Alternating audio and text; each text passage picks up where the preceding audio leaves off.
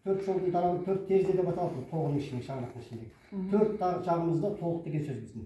Мынау ұлы Абайдың білім мен руханияттың ортасын білдіреді. Өйткені гербке ұлы тұлғалардың сурет бейнесін қоюға болмайды. Ол мен Москвамен сөйлесіп, геральдистермен хабарласып отырдым. Қалай жасалды керек герб? Содан мен жауаптар алдым анықтама. Өйткені бізде Қазақстанда геральдистер ол кезде болған жоқ. Енді мынау міне ұлы жібек жолы ескі гербтен жаңа гербке бірақ көшкен. Көшіруге болады. Бірақ ескі гербте қалай болды? Ескі гербте ай шалқасынан жатты. Қазақ айтады, ай шалқасынан жатса халыққа жайсыз болады. Ал мұнда оң жағынан тұлдырдық айды. Оңынан тусын. Мына сапарыңыз оң болсын дегенді білдіреді. Жүгіңіз мол болсын, бас шыбынды келтірілген. Екінші жағынан, мынау біздің қазір ұлттық мақтаныш, өзіміздің қаламыздың мақтанышына айналған орман тізбегі Қарағайлы. Өйткені бұндай резерват тек Канадада ғана кездеседі. Көрдіңіздер ме? Сондықтан біз осыдан айырылып қалмауымыз керек. Бұл біздің экологиямыз, біздің табиғатымыз. Сондықтан табиғатымыз осыдан қара орманы. Содан кейін жалпы гербтің талабында қазіргі кезеңде, қазіргі жетістікте кіру керек. Мақтанышымызға айналу. Узнаваемый. Но мостың сол алдында қоюға болмайды. Полный вес. Сол мост екенін адамдар білу керек. Бірақ ол сол қалпында көпір. Міне ертісіңіз жатыр астында. Көрдіңіз бе? Енді осының бәрінде бұл заманымыздың кешегі тарихы, Абайдың тарихы, одан бергі білімнің ортасы. Мынау табиғи тарих. Не только Абай. Не только Абай. Абайдың алдында кітаптар шыққан. Біз тек қана Абай деп береміз.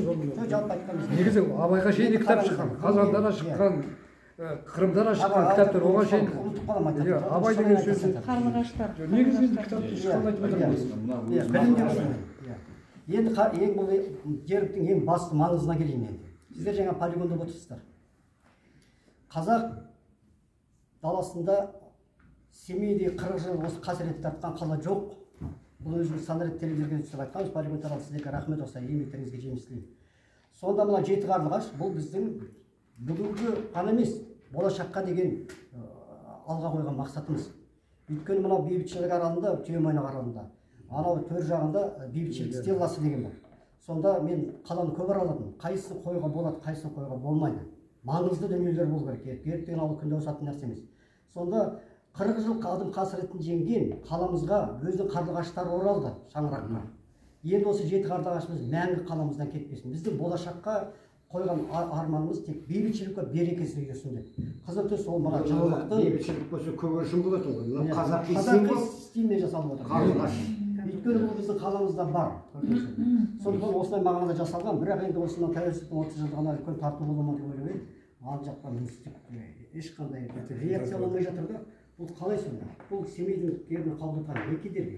Заңмен бәрі бекітіліп келді, адамның қаншама еңбегі жатса мұнда. Соны бұл жекебастың мүддесі деп қабылданып берейін. Бұл қалаға жасалып отырған қиянатқа деп мен өзім түсіне алмаймын. Гербіні қалай бекітілді? Патент болғанда былай Это конкурс.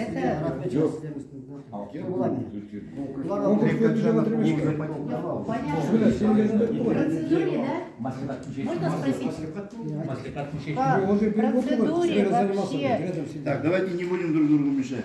Что сейчас мешает, чтобы принять этот... Акимат должен принять. Кто мешает? Акимат или маслихат? Акимат, конечно. Нет, она должна утверждать. Работал, да, вот немец, Халим. Потом пришел Халим. Халим вообще не знает, понимаете?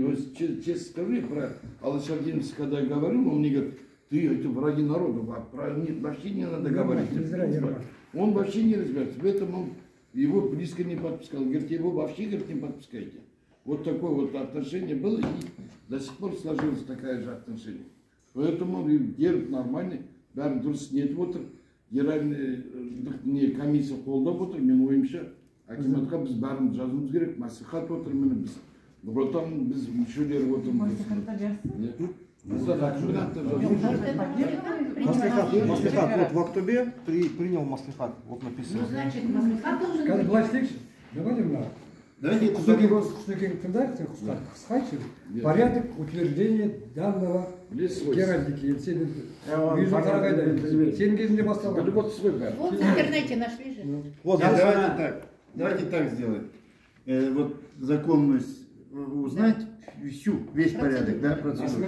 Если это должна быть инициатива какого-то, чья-то инициатива, мы можем быть инициаторами. Да, вот. Если не получается у нас, мы хотя бы должны к акимату обратиться. Давайте, почему у нас нет, он внес. почему у нас нету герба, так? А если это зависит от маслихата, ну, мы вам говорим, что мы примем. По крайней мере, как-то от города нет Раке, герба. вот здесь сейчас вот ты говоришь, что мы даже Аким должен... Нету герба. Нет, Аким должен Аким нести. должен нести. Ну все, Аким теперь. На рассмотрение маслихата. Бұрак нәрсе. Вы мне